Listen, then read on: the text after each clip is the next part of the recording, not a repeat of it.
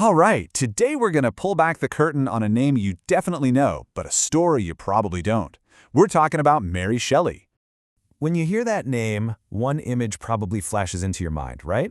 Lightning, a creepy lab, and that stitched-together creature rising from the slab.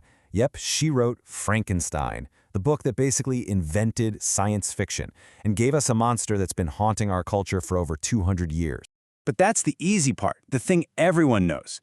What about the creator herself? You know, what kind of world, what kind of life, what kind of mind could dream up a story that terrifying and, honestly, that profound?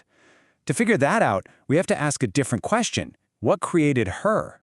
To really get the monster, we have to step out from behind his, let's face it, very long shadow, and meet the woman who imagined him. She was so much more than just a footnote in her own incredible story.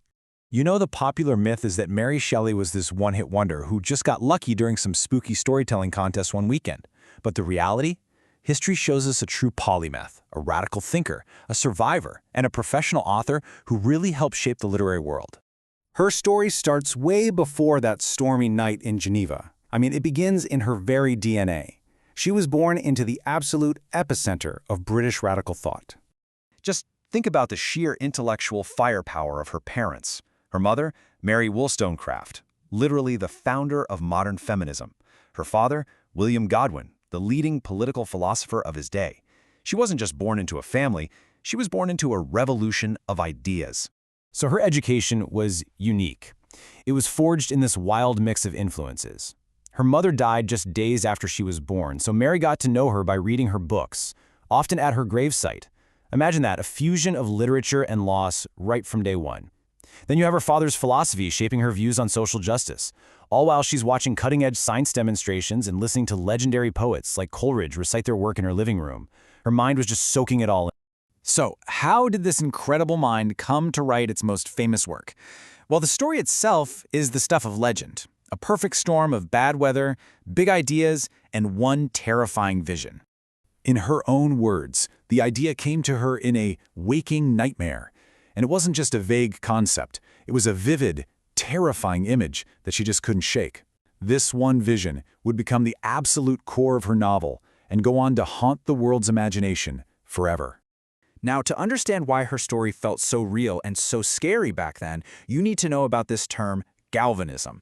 This wasn't magic or fantasy. This was the bleeding-edge science of her day. I'm talking about scientists actually using electricity to make the limbs of dead bodies twitch. The idea that a spark of being could actually bring the dead back to life, it felt like it was just around the corner. It all came together in this perfect storm. First, you have a massive volcanic eruption in Indonesia that causes the year without a summer in Europe, trapping Mary's group of writers indoors. Second, the famous Lord Byron gets bored and issues a challenge. Who can write the best ghost story? And third, all those late-night talks about Galvanism plant the seed that grows from a nightmare into an absolute masterpiece. But there's another element here, a much darker one, that shaped Frankenstein and everything she wrote after it. And that was an almost unimaginable series of personal losses. Just look at this timeline. It's relentless. Before she even turned 25, Mary had lost 3 of her own children, her half-sister, her husband's first wife, and then her husband himself. You know, after her first baby died, she wrote in her journal that she dreamt she rubbed the infant by the fire and it came back to life. Sound familiar? Her life wasn't just touched by death. It was absolutely saturated with it. Okay, so she's widowed at 24 with a young son to support. Mary couldn't afford to just be a literary legend in mourning. She had to become a working professional. And in doing so, she built an incredible and, frankly, an incredibly overlooked career. So that whole one-hit wonder idea? It's just not true. Not even close. I mean, look at the range of her work. She wrote these sweeping historical novels like Valperga that were critiques of masculine ambition.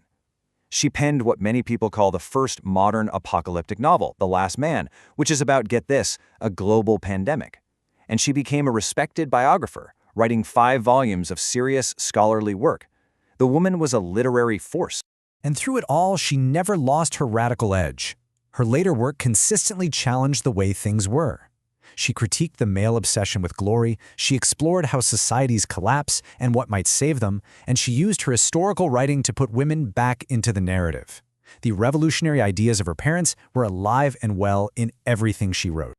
So, when we put all these pieces together, the thinker, the survivor, the writer, what is her ultimate legacy? Well, it's way bigger than just a single monster. You could say she helped build the very way we think about our modern world. This is who she was, not just the author of Frankenstein. She was a mind steeped in science, a spirit forged in radical politics, a soul tempered by unimaginable loss, and a professional who built a lasting career against every possible odd. Ultimately, what she did was brilliant. She took the popular genre of her day, the spooky Gothic novel, and she totally supercharged it. She used that framework to ask the huge, terrifying questions that we are still wrestling with today. What are the limits of science? What do we owe the things we create? And what holds us together when everything falls apart? And that really leaves us with a final thought, doesn't it? Her concerns from 200 years ago about unchecked ambition, creating life we can't control, societal breakdown, they've never been more relevant. If she were here today, looking at our world of AI, gene editing, and pandemics, what story would she write to warn us now? What monster would she create?